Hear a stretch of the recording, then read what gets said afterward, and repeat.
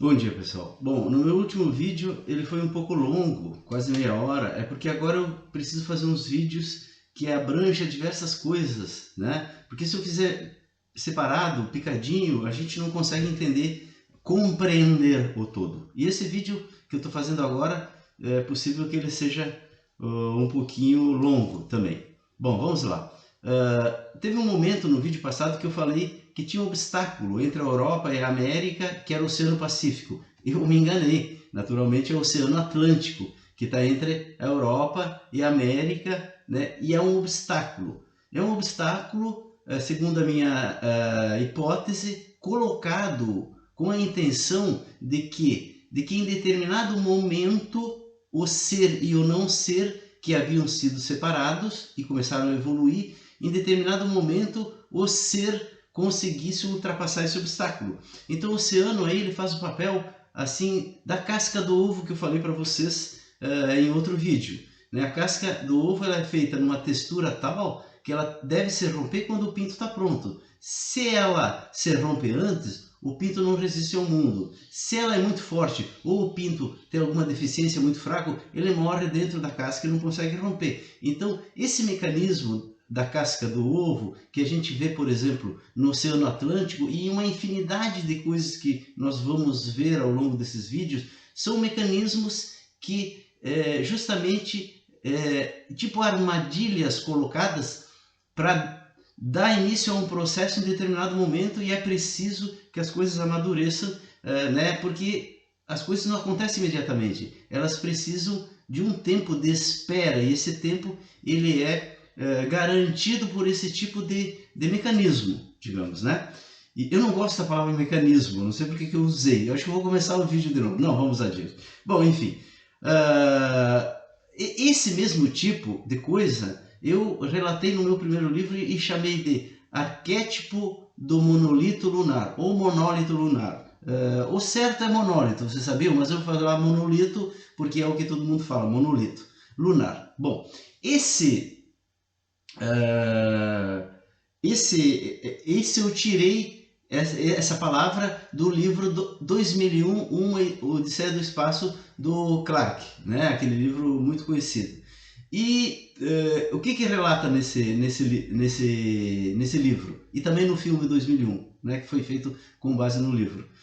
Que o ser humano, né, cientistas descobriram na superfície lunar uma anomalia magnética e ficaram muito curiosos. A NASA, você sabe que os Estados Unidos naquele tempo eles estavam muito preocupados com os destinos da humanidade. Hoje eles estão mais preocupados em pegar respirador dos outros países, ou vacina, eles compram de todo mundo e que o mundo que se rale.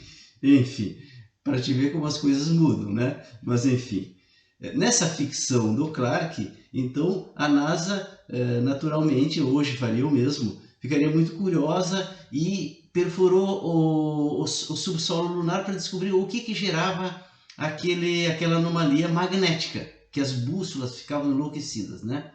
Os sensores magnéticos da NASA ficavam enlouquecidos. Aí descobriram no subsolo lunar um monolito, que é uma pedra enorme preta, né, retangular, muito finamente polida, digamos. E aquilo, claro, que despertou né, uma curiosidade. Mas, meu Deus, quem colocou isso aí? Alguma outra civilização com algum objetivo.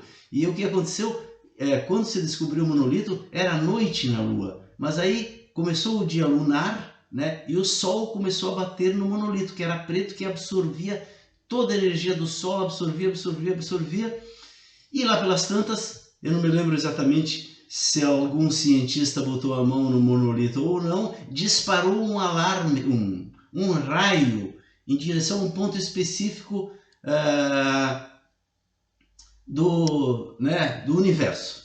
E aí o que acontece? A NASA tinha uma nave indo para algum local do espaço, ela desviou essa nave para ir atrás desse ponto para ver o que tinha lá. Bom, a história é complexa e interessante, quem não leu o livro poderia ler, mas o computador da nave, que era consciente, inteligente, ele falava com todo mundo, lá pelas tantas ele pirou por causa dessa mudança de planos que ele não podia contar para os caras que estavam hibernando aí dentro. Ele entrou numa espécie de drama de consciência da máquina, começou a matar né, os tripulantes. Aí só sobrou um que descobriu lá e conseguiu desligar a máquina e chegou lá nesse local específico, que se não me engano era Saturno, não tenho certeza. E uma lua lá de Saturno seria para onde foi esse raio, vocês me entendem? E quando a nave estava dando a volta em Saturno, ou coisa parecida, ou na lua de Saturno,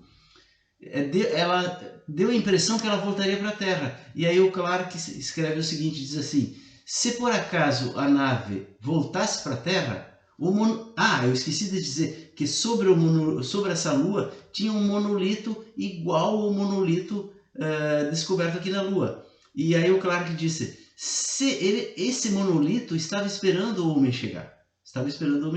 E se o homem tivesse voltado para a Terra, ele continuaria ali pelos séculos e milhares de anos afora esperando o homem chegar. Olha que imagem, eu achei genial, né, do autor. Isso mostra o que, pessoal? Por que eu contei toda essa historinha para vocês? Para mostrar para vocês que existem cernes que governam a realidade. Cernes que se repetem na casca do ovo, que se repete no Oceano Atlântico, que se repete na Cordilheira do Himalaia, que se repete na Cordilheira dos Andes, que são mecanismos que impedem, digamos, uma passagem, que é preciso chegar a uma certa maturidade para te passar. É como uma armadilha montada que vai sinalizar que chegou o momento. Vocês me entendem? E esse cerne abstrato, que não está no mundo concreto, mas está no abstrato, ele faz as coisas acontecerem. O ovo, você sabia que são postos 300 milhões de ovos, no mínimo, todos os dias nesse planeta? Então esse mecanismo ele tem que funcionar para fazer a casca do ovo. Essa é a forma da casca, mas que é a mesma forma, por exemplo, do Oceano Atlântico, é a mesma forma, por exemplo, da Cordilheira do Himalaia, digamos assim, e é a mesma forma que fez a obra que o Arthur C. Clarke captou nessa inspiração e colocou dentro desse relato tão bonito desse livro.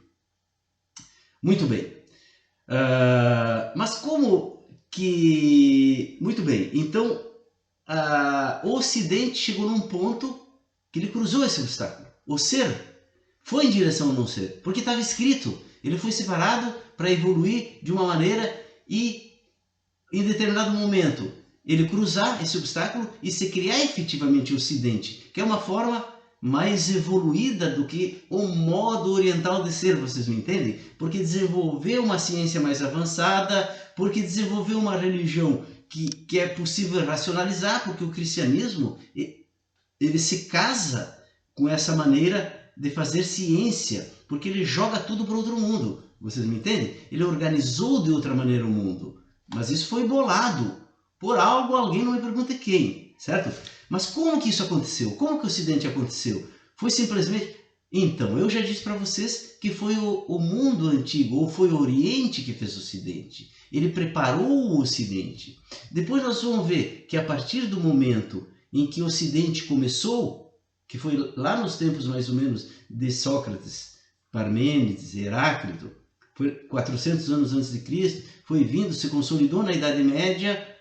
Mas essa evolução como aconteceu desde lá no início? Como ela aconteceu? Nós vamos ver que nós vamos usar a obra de Castaneda para explicar essa evolução do Ocidente. Por quê, pessoal? Porque aqui a América estava mergulhada no não ser, que é o quê? Que é o recalcado do Ocidente. Então, aqui na América, os arquétipos das práticas aqui descrevem com muita precisão as fases que o Ocidente criou para evoluir e chegar a cruzar o mar, e ele continua, e continua. Isso vai nos permitir ter uma ideia de para onde ele vai. E o Ocidente é só um broto do mundo, né, pessoal? Então ele vai levar junto com ele o mundo. Bom, mas eu quero explicar para vocês aqui como que aconteceu o nascimento do Ocidente a partir desse Oriente, ou a partir do mundo como um todo, né? Para vocês verem como que é muito interessante e como a gente tem que ser muito imaginativo, como disse o Dom Juan. Ele diz, É preciso ser muito imaginativo para andar no caminho do conhecimento. E como todas as coisas se misturam? Muito bem, eu já disse que a China veio antes e fez as coisas do Ocidente, certo? Ela fez, sim, ela fez tudo. Ela fez a arte, ela fez a religião, ela fez a ciência, ela fez as navegações, certo? E ela inclusive veio e navegou. Mas como que ela conseguiu fazer isso? É porque ela simulou um Ocidente. A China simulou um Ocidente. Por quê, pessoal? Porque antes de fazer uma coisa, tu sempre tem que simular, tu sempre tem que ter um ensaio. Eu já expliquei isso para vocês, né? É preciso ensaiar antes. E isso é o intento e a espreita. Tu ensaia, né? Tu vai insistindo, vai insistindo, vai insistindo. Então sempre antes de alguma coisa tem um ensaio, né? Eu não, naquele momento eu não dei exemplos para vocês, mas eu vou dar, talvez eu tenha dado alguns exemplos, mas não esses que eu vou dar. Por exemplo, assim, ó, antes do nascimento da primeira célula, criou-se as macromoléculas. Quem disse isso foi o Teilhard de Chardin, um grande antropólogo. No seu livro O Fenômeno Humano, ele mostra lá que antes do aparecimento da vida já apareceram as macromoléculas, que são parecidas com as células, mas não são as células. Então é uma simulação.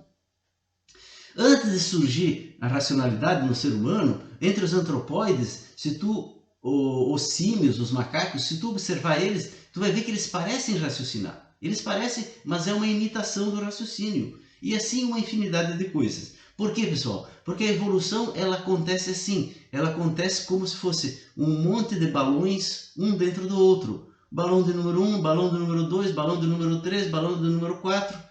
Aí tu começa a encher, o processo evolutivo enche o primeiro balão. Quando ele se aproxima do segundo, ele se confunde com o segundo, parece que é a mesma coisa, mas não é a mesma coisa porque ele ali explode e dá início ao segundo, que vai indo e se aproxima do terceiro e assim sucessivamente. Então a China, ou a Ásia, ou o mundo, mas era a China que era o ator naquele momento, ele simulou o Ocidente. Como é que ele simulou? Será que ele bolou? Vou simular o Ocidente. Claro que não. Ele foi conduzido por forças que nos conduzem até hoje e nós não somos livres por causa disso. Porque a gente ainda não tirou a cortina sobre as forças que nos carregam. Eu digo nós, a humanidade. Certo? Então a China foi carregada a fazer isso. E como ela foi carregada? Eu contei essa historinha, né? Antes do Ocidente aparecer, o modo de operar dos povos, das polis, das cidades, enfim, era assim, em guerra permanente. Eu venço o inimigo, o que eu faço? Eu destruo, eu mato e eu pego os seus bens, o espólio da guerra. Tu conviver com o outro sem destruir e sem te destruir, é o Ocidente que começou. E isso é exatamente a espreita. O coletivo começou a espreitar exatamente ali depois da filosofia grega. O primeiro império do mundo que espreitou foi o Império de Alexandre Magno, que ele conquistou o mundo, mas não destruiu nada, manteve intacto, foi o primeiro. Depois teve o Império Romano, que eu vou no vídeo que eu vou falar sobre isso, eu vou dizer que foi o ápice da espreita. E ali no ápice da espreita começou o intento, mas isso é outro vídeo. Mas antes disso, a China já fez uma Pax Romana. Vocês me entendem? A China já veio e ela tornou o mundo tributário. Ela não destruiu o mundo, né? Porque é o modo de ser chinês. O modo de ser chinês ele não destrói. Por quê, pessoal? Porque eles são bonzinhos? Não, porque o natural está misturado com o sobrenatural. Tudo é sagrado. Então tudo não destrói. Para te destruir o mundo, tu precisa tirar as divindades do mundo. Por isso que o Ocidente foi dividido assim em dois para destruir o mundo. Para construir um outro mundo. Vocês me entendem? Não fui eu que fiz. Não fui eu que fiz. Então, é porque é preciso construir um outro mundo. Vocês me entendem? E para construir um outro mundo é preciso destruir também uma parte do mundo. Enfim, só criança que não entende isso. Ok. Mas a China, então, ela teve que ser destrutiva um tempo para simular o Ocidente. O que acontece? A China foi tomada pelos mongóis, eu falei para vocês, né? E os mongóis operavam no modo antigo.